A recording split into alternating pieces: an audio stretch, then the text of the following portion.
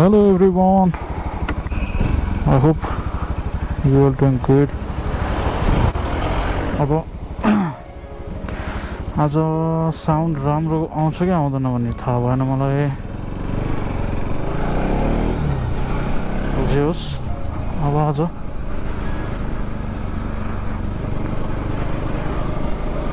डुल्न जाउँ, कता हुन्छ के हुन्छ हेरौँ।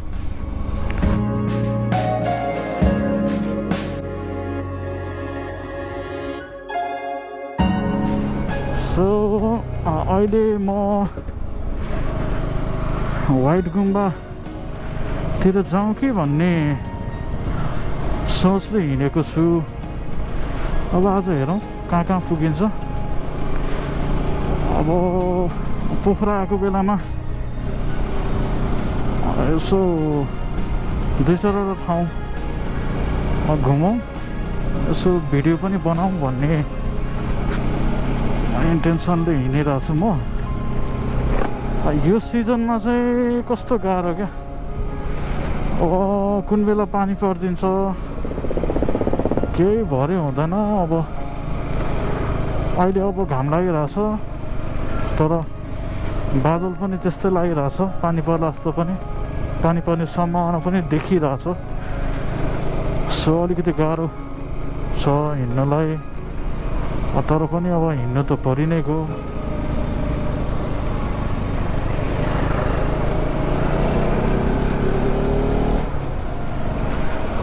अस्ति मैले भिडियोमा पहिलाको भिडियोमा म खासै बोल्थिनँ होइन, अनि अस्तिको भिडियोमा चाहिँ म पहिला यस्तो बोल्थिनँ भन्ने कुराहरू, अनि मेरो युट्युबमा भिडियोज अपलोड गर्नुको रिजनहरू यो कुराहरू गर्दाखेरि फेरि धेरै बोलेछु क्या। सो अब म यो भिडियोहरू चाहिँ पार्ट गरेर हाल्छु, किनभने अब यो पोखरा ट्रिप लामो एकदमै लामो हुने भएर पार्ट गरेर चाहिँ अपलोड गर्नु ठिक हुन्छ जस्तो लाग्यो मलाई। अब पहिलाको जस्तो भिडियोहरूमा जस्तो मेरो भोइस अलिकति क्लियर नआउन सक्छ, किनभने मैले यहाँ मास्क लगाएर पनि यो स्कार्फ पनि लगाएको छु क्या। एउटा प्रब्लम के हुन्छ भने मास्क लगायो अनि अब यो फुल हेलमेट लगाएर हेलमेट खोल्दाखेरि जहिले मास्क फुस्किने क्या। सो त्यही भएर मैले मास्क लगाएर स्कार्फ पनि लगाएको छु।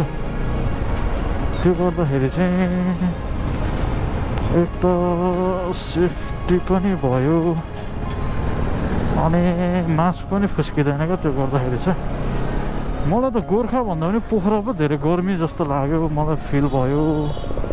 अब हुन त गोर्खामा अब सधैँ बसिरहने भयो, और मेबी पोखरामा अलिकति बढी गर्मी पनि हुनसक्छ।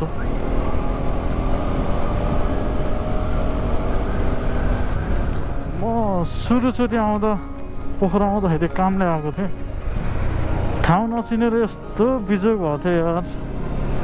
यो चाहिँ ड्याम साइड भयो के अरे, पेट्रोल पनि रहेछ फुल। डुल्ने हिँड्ने त हो नि। अब खासमा यताबाट घुमाउनु पर्ने, यताबाट पो रहेछ घुम्ने, बनाउँदै रहेछ नि त।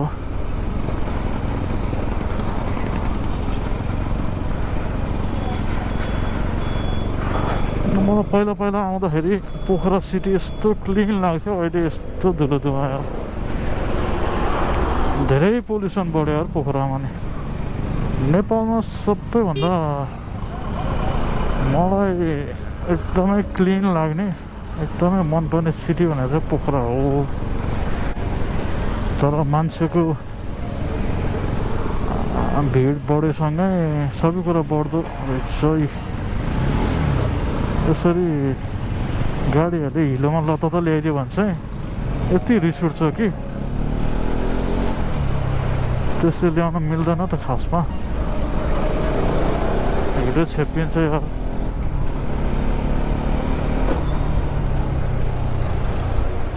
ल है अब यो चाहिँ डेभिस फल यही नै हो नेपालीमा पातले छाँगो भन्दो रहेछ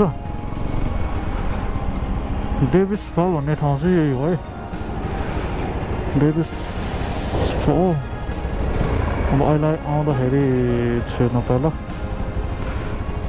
जान पो दिन्छ कि दिँदैन थाहा भएन अनि एउटा के गुफा भन्ने हो यहाँ गुप्तेश्वर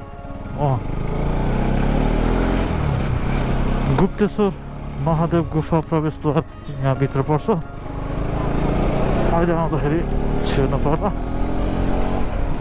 अहिले हाल भनेको डाँडातिरै उक्लिम यति बेला भनेको डाँडातिरै उक्लिनु ठिक हुन्छ डाँडातिर अलिक शीतल पनि हुन्छ ओ शिट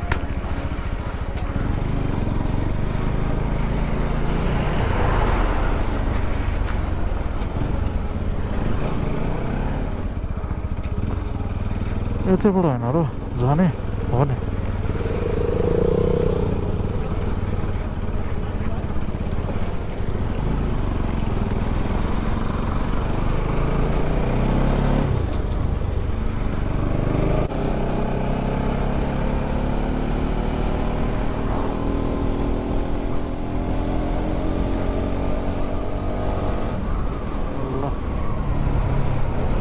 अब चाहिँ बाटो राम्रो रहेछ है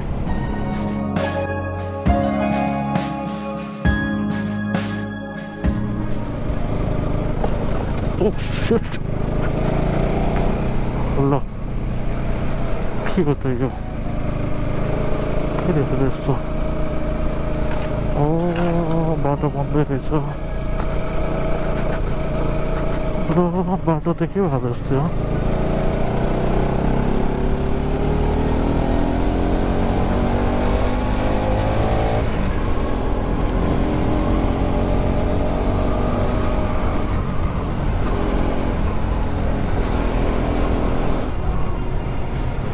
वाइट गुम्बा चाहिँ यहीँबाट हो जस्तो लाग्छ मलाई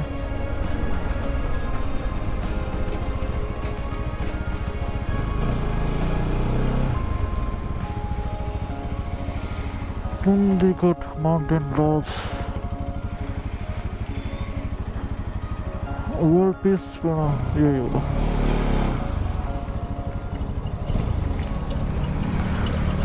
यही नै हो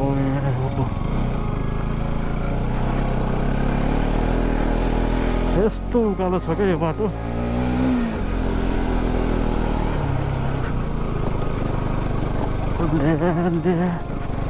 दुईमा तान्दैन क्या हो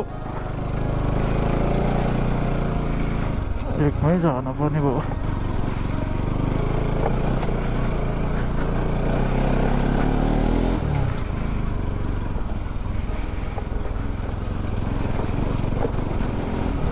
ओके बाटो त जस्तै भएको रहेछ है म कति 2-2.5 वर्ष भयो यता आएको लास्ट टाइम आउँदाखेरि यो बाटो कतै बिग्रेको थिएन क्या अब अहिले सबै जस्तै भइसकेको छ बाटो त ल बाटो त के भयो सबै खाल्टा र खुल्टी यत्रो भङ्गै परेछ त्यहाँ बाटो त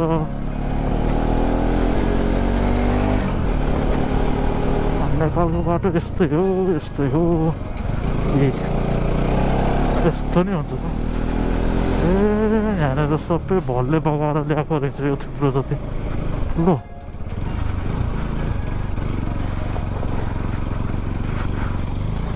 यस्तो रहेछ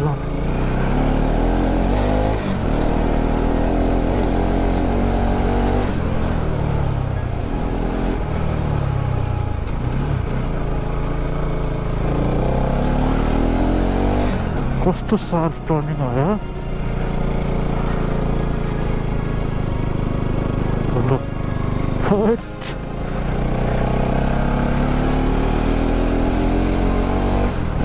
ल यहाँबाट पनि देख्दो रहेछ है स्तुपा त त्यही नै हो यस्तो ठाडो छ नि बाटो यार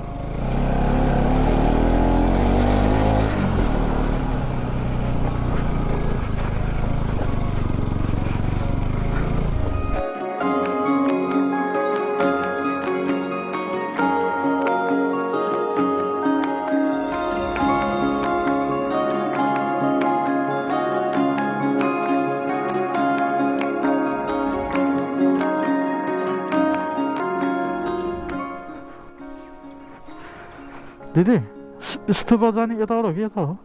एउटै हो? ए हस् धन्यवाद। बिर्स्यो बाटो पनि बिर्स्यो। ओके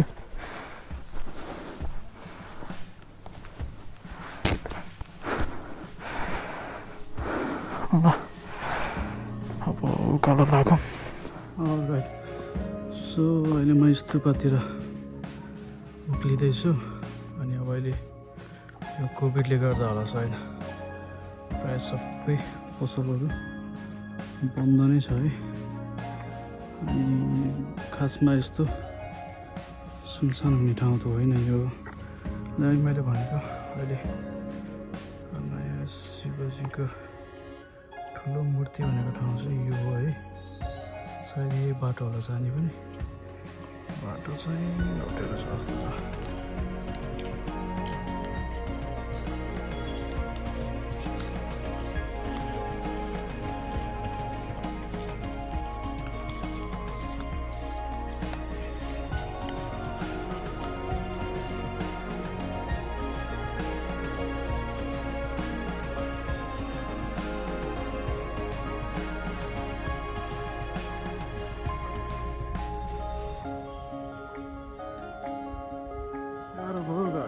तनाव बन्द रहेछ। मैले त्यो बारेमा सोच्दै सोचिनँ किन सुनसान हुन्छ यति धेरै भनेको। बन्द पो रहेछ। यहाँ तलदेखि नै गेट बन्द रहेछ। अब माथि गएर बाहिरबाट खिच्छु भन्दा नि मिलेन। अब यो बाटो हिँड्दैछु म। यो गेटको तलको बाटो रहेछ यो। अब यो बाटो कहाँसम्म पुग्छ मलाई थाहा छैन। तर अब यहाँबाट हेरौँ यदि पोखराको भ्यू चाहिँ देखिने रहेछ है यहाँनिरबाट। सो हेरौँ अब। म चाहिँ यहाँ अब 2 वर्ष 2.5 वर्ष अगाडि आएको थिएँ। सो अब माथि जान नपाउने भएपछि अभियसली अब व्हाइट गुम्बाको फुटेजहरू लिन पोसिबल भएन। सो यहाँबाट अलिकति देख्दो रहेछ है यहाँनिर। सो स्तुपा चाहिँ यही नै हो।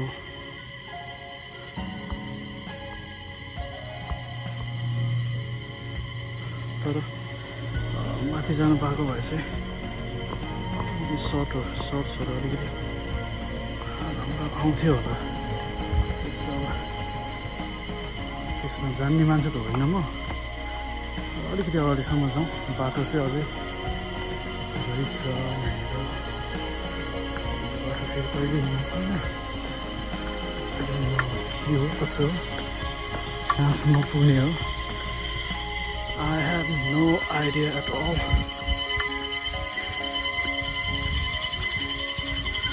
पुरै किराको आवाज आइरहेछ क्या। यो नोइज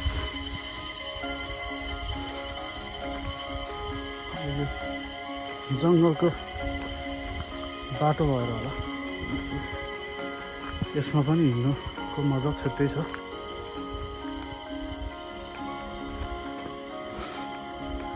ल अब यो त यहाँबाट पनि देख्दो रहेछ है।